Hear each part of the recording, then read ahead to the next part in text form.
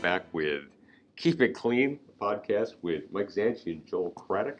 The topic is, why do restrooms smell the way they do? Guys, I cannot freaking wait.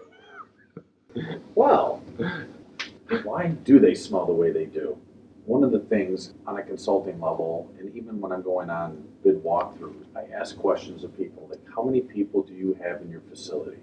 And why do I know this next piece of information? I don't know. The average person will use a bathroom in a commercial setting about 4 times over an 8-hour period of time. So if you have 100 people in the building, 1 8-hour day, that means that that bathroom gets 400 uses over the course of the day. If you only have 2 restrooms, it means that each restroom on average is getting 200 uses a day. And then you have a client say, well, I only want once a month cleaning. So you try to get people to understand task and frequency is important, because how often are they clean? How often do they get used? Because we know that things are going to happen in restrooms just via the use. So that's one of the big things.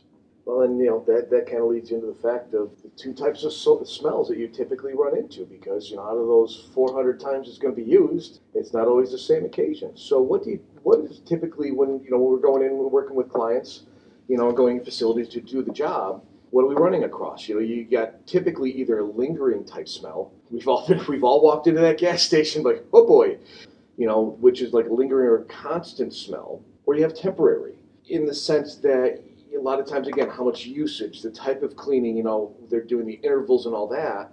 That's something that when the soil loads and all the body oils and fluids and stuff like that build up with just regular grease and grime and soil itself to create that, and the bacteria that eats that gives off the gas, it's got a lot of food source compared to temporary, where when you have a situation it's clean. But at the end of the day, we are human beings, and some of the functions we do in the restrooms do tend to leave a little bit of odor, but they're temporary. So you're talking within a few minutes. So once you kind of determine, is it the lingering is what we really want to more or less focus on, because you become a detective.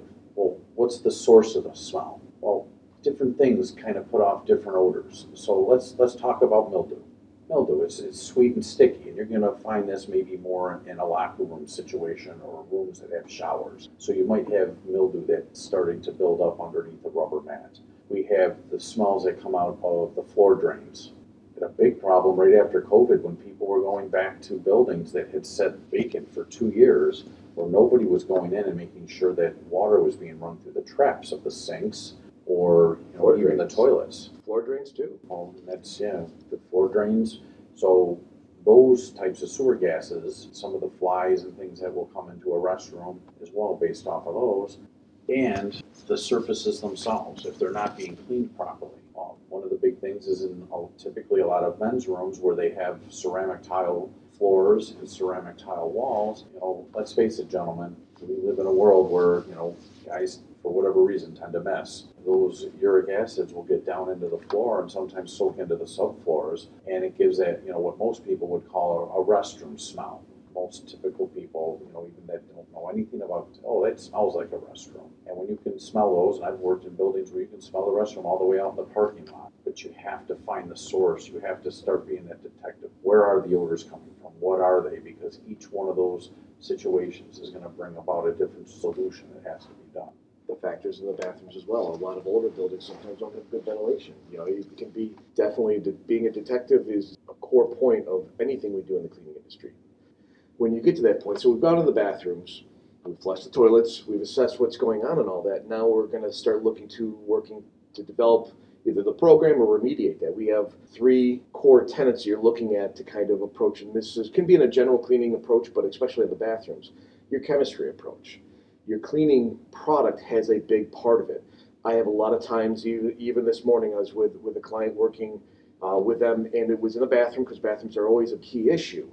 Many times enzyme products. Every tool has its place, but you need to understand, but before we just jump to the whole end and end up with 37 different things in our cadre, what are we looking to do?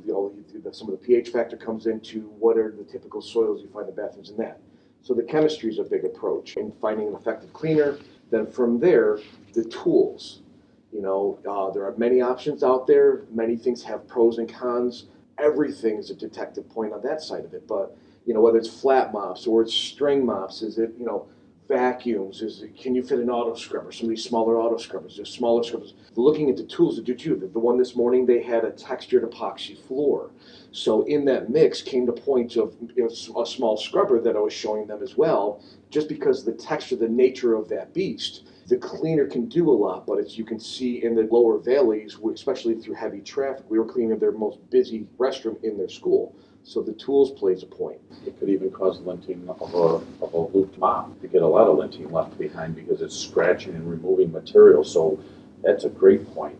And you get a flat mop. Understanding the pros and the cons, because a flat mop has a limited amount of liquid to it, so there's pros and cons. You got grout. Everybody has a bad rap on grout. There is no maintenance floor. So there's always going to be a benefit it brings, there's going to be a downfall. But really grout, when you're talking about, picking on us men, we have bad aim.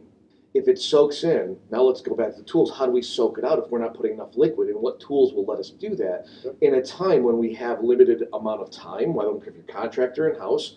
Usually you're not going to have the personnel or the time to truly do the facility every night. So that's where the last one is the technique to balance out the chemistry, the tools, and then how you're doing it, like the wet mopping versus damp mopping. And then the techniques, that comes down to training and working with your staff members and having a standard operating procedure. There's programs that you can get from different organizations where it's already laid out. Whatever you do with it, you want to make it very similar so that you're doing it the same with building A, B, C, D, first floor, 10th floor, 50th floor, it doesn't matter. Yes. You want the same techniques being done by your staff. The soil doesn't change, but the intervals, like you said, I mean, when we started off, you got 100 people, and then now what do you do if they got a building that's got 400 people? So the level of soil can have a factor on there. With a lot of times I see with the technique in bathrooms, grouting is a very popular thing, even if you have a seam line. You have a bare concrete floor. Nobody really has the time to wet mop a floor every night. It's in the real world, it's great in the theoretical vein of things, but in the real world, the time is not there, the ability and the staffing is there. So you got to get it clean so that you can get it clean and maintain it to keep it clean. And the intervals, a bathroom that gets 20 people a day compared to a bathroom that gets 2,000 people a day, the process is not going to change, but the amount of cleaning, I might have to do a wet mop in the one that gets more volume than the one that does not, and balancing that out. Correct. But the key fundamental is having a system, standard operating procedure that you're teaching each individual about. And then, as these detectives that we become, we're more worried about taking care of those lingering odors, because those are the problematic ones. Those are the ones that's going to get an in-house cleaning operation eliminated from their jobs. And it's going to also be one of the big factors that commercial cleaners get let go, because most commercial cleaners are let go because of the bathroom. But remember, oh, by the way, sometimes we do have to use fragrances to take care of those temporary odors. But if your cleaning company or your in-house cleaning program is trying to cover odors with fragrances, it probably is not being serviced properly. It goes back to being a detective. All right. Well, that wraps us up for why do bathrooms smell the way they do. Gents, thanks. Check us back for more of Keep It Clean. We'll talk to you soon.